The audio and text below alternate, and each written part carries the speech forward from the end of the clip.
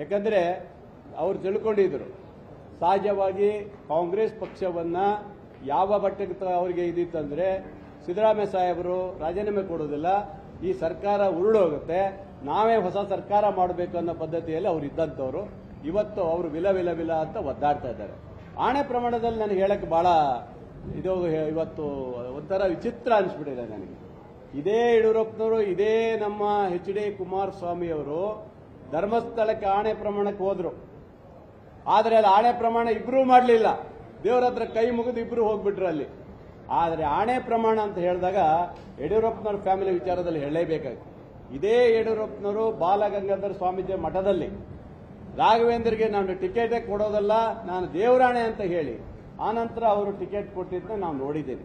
ಈ ಆಣೆ ಪ್ರಮಾಣ ಭಾಷೆ ಇವೆಲ್ಲ ಯಡಿಯೂರಪ್ಪನವ್ರ ಕುಟುಂಬಕ್ಕೆ ನಡೆಯಲ್ಲ, ಅವೆಲ್ಲ ಶುದ್ಧ ಸುಳ್ಳು. ನಿಜವಾಗಲೂ ಹೈಕಮಾಂಡ್ ಸರಿಯಾದ ನಿರ್ಧಾರ ತಗೊಂಡಿದ್ದಾರೆ. ಯಾಕಂದ್ರೆ ಇವೆಲ್ಲ ನಡೀಬಾರದು. ಇವತ್ತು ಆಣೆ ಪ್ರಮಾಣವನ್ನ ನಿಲ್ಲಿಸಬೇಕು, ಧರ್ಮಸ್ಥಳವನ್ನ ಉಪಯೋಗ ಮಾಡುವಂತ ಕೆಲಸ ಬಿಡಬೇಕಂತ ನಾನು ಅನಿಸ್ತೇನೆ. ನೋಡಿ, ರಾಜ್ಯದಲ್ಲಿ ಇವತ್ತು ಸರ್ಕಾರ ಹೊಸ ಮುಖ್ಯಮಂತ್ರಿಗಳು ಬಂದಿದ್ದಾರೆ. 14 ಜನರು ಇವತ್ತು ಏನು ಸಚಿವರಾಗಿ ಸ್ವೀಕಾರ ಮಾಡಿದ್ದಾರೆ. ಇನ್ನುಳಿದವ್ರನ್ನ ರಾಷ್ಟ್ರೀಯ ನಾಯಕರು, ರಾಜ್ಯ ನಾಯಕರು ತೀರ್ಮಾನ ಮಾಡಿ ಖಂಡಿತ ಸದ್ಯದಲ್ಲಿ ಮಾಡ್ತಾರೆ. ಹೊಸ ಅರ್ಜಿ ಹಾಕಬೇಕಂತ ಕಾರಣ ಇದೇಗೋಸ್ಕರ. ಸತ್ತವರು ಬಹಳ ಜನ ಇದ್ದಾರೆ, ಅವ್ರ ಅಕೌಂಟಿಗೆ ದುಡ್ಡು ಹೋಗುತ್ತೆ, ಬೇರೆ ಬೇರೆ ಅಕೌಂಟಲ್ಲಿ ದುಡ್ಡು ಹೋಗ್ತದೆ, ಫೋನ್ ಹೊಡೆದ್ರೆ ಸಿಗ್ತಾ ಇಲ್ಲ ಅಂತ ಹೇಳಿದಕ್ಕೆ ಇದೇನೇ ನಾವು ಇವತ್ತು ತಿದ್ದುಪಡಿ ಮಾಡಬೇಕಂತ ಬಿಟ್ರೆ ಗ್ಯಾರಂಟಿಯನ್ನ ನಿಲ್ಲಿಸ್ತೀವಿ ಅಂತ ಹೇಳೋದಲ್ಲ. ಬಿಜೆಪಿ ಹೇಳ್ತಾರೆ ಗ್ಯಾರಂಟಿಯನ್ನ ನಿಲ್ಲಿಸ ಕೊಟ್ಟಿದ್ದಾರೆ ಅನ್ನೋ ಪದವನ್ನ ಹೇಳ್ತಾ ಇದ್ದಾರೆ. ನಿಜವಾಗ್ಲೂ ಸುಳ್ಳು.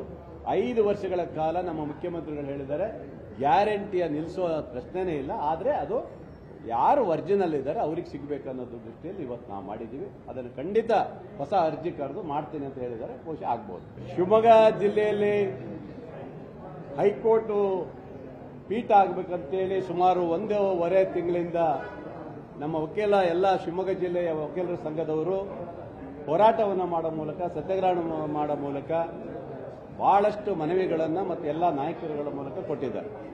ಇವತ್ತು ಶಿವಮೊಗ್ಗ ಜಿಲ್ಲೆ ಎಲ್ಲ ವಕೀಲರ ಸಂಘದ ಇವತ್ತು ಅಧ್ಯಕ್ಷರುಗಳು ಮತ್ತು ಎಲ್ಲ ಪ್ರಮುಖ ವಕೀಲರು ಇವತ್ತು ನಾನು ನಮ್ಮ ಶಿವಮೊಗ್ಗ ಜಿಲ್ಲೆ MP ರಾಘವೇಂದ್ರ ಅವರು ಮತ್ತೆ MLCಗಳು ಮತ್ತು ಕೆಲವು MLAಗಳ ಜೊತೆ ಬಂದು ಇವತ್ತು ಅವ್ರನ್ನೆಲ್ಲರನ್ನು ಕರ್ಕೊಂಡು ಬಂದು ಇವತ್ತು ಮಾನ್ಯ ಮುಖ್ಯಮಂತ್ರಿಗಳ ಹತ್ರ ಮಾತಾಡಿ ನಮಗೆ ಹೈಕೋರ್ಟ್ ಶಿವಮೊಗ್ಗದಲ್ಲಿ ಆಗಬೇಕು, ಮಂಗಳೂರಿಗೆ ಬೇಡ, ಮಂಗಳೂರಿಗೆ ಮಾಡೋದಾದ್ರೆ ನಮಗೆ ಶಿವಮೊಗ್ಗನ ಬೆಂಗಳೂರಿಗೆ ಸೇರಿಸಬೇಕು ಅನ್ನೋ ರೀತಿಯಲ್ಲಿ ಒಂದು ಮನವಿಯನ್ನು ಕೊಟ್ಟಿದ್ದಾರೆ.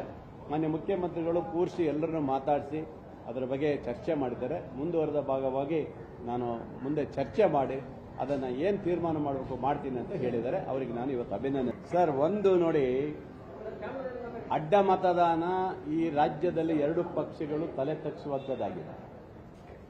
ಅವರು ಮಾಡಿದ್ದೆ ಯಾಕಂದ್ರೆ 17 ಜನ ಕರ್ಕೊಂಡು ಹೋಗಿ ಯಾವುದೋ ಒಂದು ಹಡಬಿ ದುಡ್ಡು ತಗೊಂಡೋಗಿ ರಾಜ್ಯದಲ್ಲಿ ಒಂದು ಸರ್ಕಾರವನ್ನು ಬೀಳಿಸಿ ಅದೇ ಪಾಠವನ್ನು ಮತ್ತಿವತ್ತು ಅವರ ಪಕ್ಷದವರೇ ಮಾಡಿದ್ದಾರೆ. ಇಲ್ಲಿ ಯಾವುದೂ ಇದೆಲ್ಲ ವೈಯಕ್ತಿಕವಾಗಿ ಅವರಿಗೆ ಪಾಠ ಕಲಿಸಿದ್ದಾರೆ. ನಿಜವಾಗಲೂ ಇದು ಅವರ 2 ಪಕ್ಷಕ್ಕೂ ಒಂದು ದೊಡ್ಡ ಹೊಡೆತ ಬಿದ್ದಿದೆ ಇದು. ಯಾಕಂದ್ರೆ ಅವರು ತಿಳ್ಕೊಂಡಿದ್ರು ಸಹಜವಾಗಿ ಕಾಂಗ್ರೆಸ್ ಪಕ್ಷವನ್ನ ಯಾವ ಮಟ್ಟಕ್ಕೆ ಅವರಿಗೆ ಇದಿತ್ತಂದ್ರೆ ಸಿದ್ದರಾಮಯ್ಯ ಸಾಹೇಬರು ರಾಜೀನಾಮೆ ಕೊಡೋದಿಲ್ಲ, ಈ ಸರ್ಕಾರ ಉರುಳೋಗುತ್ತೆ, ನಾವೇ ಹೊಸ ಸರ್ಕಾರ ಮಾಡಬೇಕು ಅನ್ನೋ ಪದ್ಧತಿಯಲ್ಲಿ ಅವರು ಇದ್ದಂಥವ್ರು. ಇವತ್ತು ಅವರು ವಿಲ ವಿಲ ವಿಲ ಅಂತ ಒದ್ದಾಡ್ತಾ ಇದ್ದಾರೆ.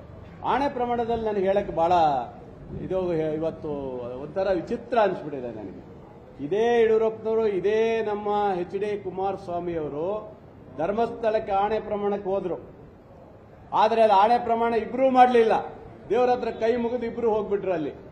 ಆದರೆ ಆಣೆ ಪ್ರಮಾಣ ಅಂತ ಹೇಳಿದಾಗ ಯಡಿಯೂರಪ್ಪನವ್ರ ಫ್ಯಾಮಿಲಿ ವಿಚಾರದಲ್ಲಿ ಹೇಳಲೇಬೇಕಾಗಿ, ಇದೇ ಯಡಿಯೂರಪ್ಪನವರು ಬಾಲಗಂಗಾಧರ ಸ್ವಾಮೀಜಿ ಮಠದಲ್ಲಿ ರಾಘವೇಂದ್ರಗೆ ನಾನು ಟಿಕೆಟೇ ಕೊಡೋದಲ್ಲ, ನಾನು ದೇವರಾಣೆ ಅಂತ ಹೇಳಿ ಆನಂತರ ಅವರು ಟಿಕೆಟ್ ಕೊಟ್ಟಿದ್ದನ್ನ ನಾವು ನೋಡಿದ್ದೇವೆ.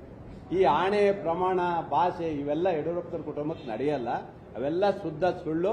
ನಿಜವಾಗಲೂ ಹೈಕಮಾಂಡ್ ಸರಿಯಾದ ನಿರ್ಧಾರ ತಗೊಂಡಿದ್ದಾರೆ. ಯಾಕಂದ್ರೆ ಇವೆಲ್ಲ ನಡೀಬಾರದು. ಇವತ್ತು ಆಣೆ ಪ್ರಮಾಣವನ್ನ ನಿಲ್ಲಿಸಬೇಕು, ಧರ್ಮಸ್ಥಳವನ್ನ ಉಪಯೋಗ ಮಾಡುವಂತ ಕೆಲಸ ಬಿಡಬೇಕಂತ ನಾನು ಅನಿಸ್ತೇನೆ. ನೋಡಿ, ರಾಜ್ಯದಲ್ಲಿ ಇವತ್ತು ಸರ್ಕಾರ ಹೊಸ ಮುಖ್ಯಮಂತ್ರಿಗಳು ಬಂದಿದ್ದಾರೆ.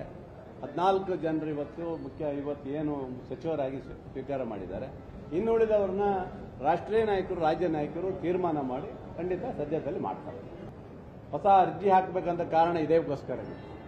ಸತ್ತವರು ಬಹಳ ಜನ ಇದ್ದಾರೆ, ಅವ್ರ ಅಕೌಂಟಿಗೆ ದುಡ್ಡು ಹೋಗುತ್ತೆ, ಬೇರೆ ಬೇರೆ ಅಕೌಂಟಲ್ಲಿ ದುಡ್ಡು ಹೋಗ್ತದೆ, ಫೋನ್ ಹೊಡೆದ್ರೆ ಸಿಗ್ತಾ ಇಲ್ಲ ಅಂತ ಹೇಳಿದಕ್ಕೆ ಇದೇನೇ ನಾವು ಇವತ್ತು ತಿದ್ದುಪಡಿ ಮಾಡಬೇಕಂತ ಬಿಟ್ರೆ ಗ್ಯಾರಂಟಿಯನ್ನ ನಿಲ್ಲಿಸ್ತೀವಿ ಅಂತ ಹೇಳೋದಲ್ಲ. ಬಿಜೆಪಿ ಹೇಳ್ತಾರೆ ಗ್ಯಾರಂಟಿಯನ್ನ ನಿಲ್ಸಕ್ ಕೊಟ್ಟಿದ್ದಾರೆ ಅನ್ನೋ ಪದವನ್ನ ಹೇಳ್ತಾ ಇದ್ದಾರೆ.